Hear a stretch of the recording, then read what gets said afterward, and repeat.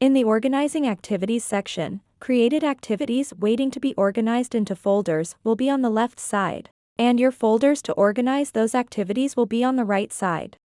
Next, drag an activity over by clicking and holding on the icon. Make sure that the folder you want to move the activity to is highlighted and then drop the activity into that folder.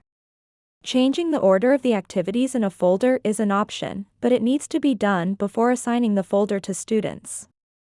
You can also move an activity from one folder to another or move it back to the Created Activities section.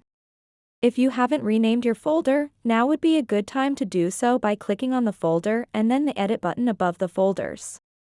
Need more folders? Not a problem. Folders can easily be added, with the newest folder being placed at the bottom of the Organized Activity panel.